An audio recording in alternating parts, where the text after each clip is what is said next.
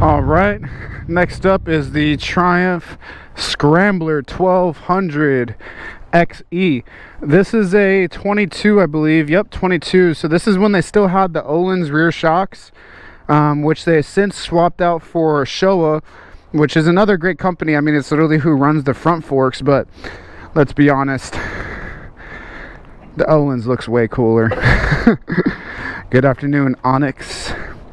This is definitely kind of a mix of some gentleman's class and a dirt bike. That's how I look at it. And this bike was literally in James Bond, I believe, as one of the villain bikes, I think. So it kind of fits. So this platform, from what I understand, kind of came from the Bonneville 1200. It does have that same kind of motor. I forget if this bike has a quick shifter or not. Oh man, we got green here. So one thing I do like about this is that even though it's a taller bike, it definitely still has rain, road. Okay. So even though it's a taller bike, it definitely still has some turn angle. Like I can actually use the bars and turn pretty far, which definitely helps with low speed maneuvers. Ooh, cruise control. This is gonna be fun to use. I'm trying to find out if this, no, it does not have a quick shifter. Glad I didn't try it and find out that way.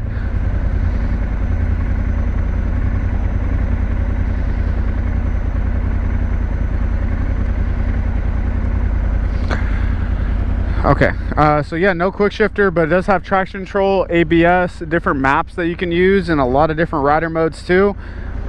This digital dash, it takes a second to get used to, but it's definitely one of those things that, you know, that once you get used to it, it is pretty intuitive, and there has a lot of information on there. You can even adjust how the dial looks there. You know, if you want to have the speed as kind of the priority and the tachometer on the side, you can. It's all adjustable. The clutch pull reminds me more of a Bonneville. Does this thing have hill climb? I kind of felt it support me there. Yeah, the clutch pull definitely feels more like a Bonneville, so that's a good thing. Super light clutch. And the fly-by-wire, it same thing with the Bonneville. You know, it feels pretty connected still.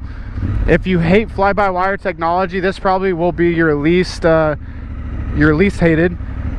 I feel like Triumph does it well among BMW and sometimes Ducati. Pretty predictable. Right now, highway is something I've been curious about with this bike. Ooh, traction control went off there. That was a pretty abrupt intervention from traction control, I'm not gonna lie. So if you're looking for ultra smooth, that might have just been a really bad example for the traction control, but that definitely was not a smooth intervention. So on the highway, honestly, I feel like I have control over my speed. You know, if I want to slow down or speed up, I can do so pretty easily. I'm gonna see first what this Silverado's trying to do. Okay. So as you can see, I can just zoom right past them, and that was easy. So to me, that's pretty important when I'm thinking about highway. Obviously, I don't want to get caught up behind people and end up squashed, you know. And sometimes it takes a little bit of power to do that right.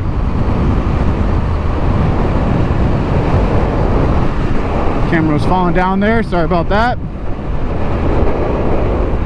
I forgot to try cruise control, to be honest. I'm not sure if it's gonna let me now. I kind of don't want it to go on. All right.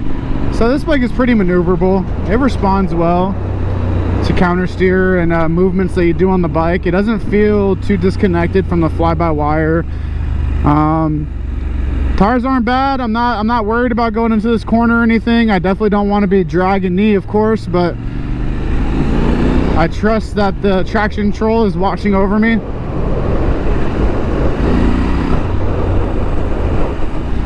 One thing I love about Triumph 1200s is you just roll on and you'll find torque.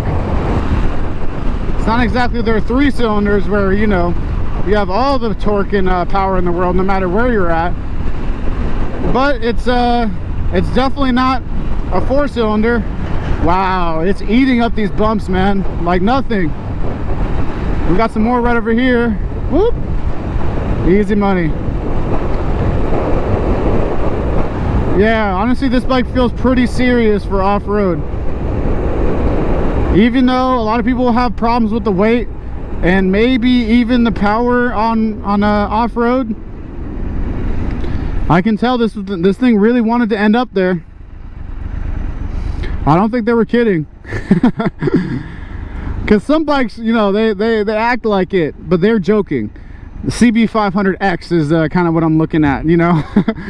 That bike, the X is signifying off-road, but it's definitely joking. Please, it's like, please don't take me off-road. Don't ever do that. Why would you think to ever do that? Because I'm an adventure bike? What? Yeah, no, this bike definitely feels like it's gonna fit the bill a little bit better. Like I said, it feels like a gentleman's dirt bike, you know. This is something I could wear a suit with the MX helmet and MX boots and go hit a burr. And a tux. The fastest tux you'll ever see.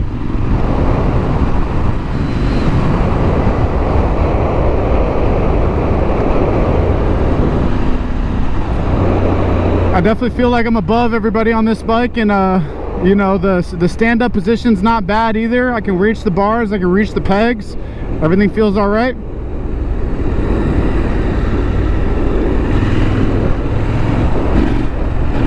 Oh yeah, these bumps are actually kind of fun.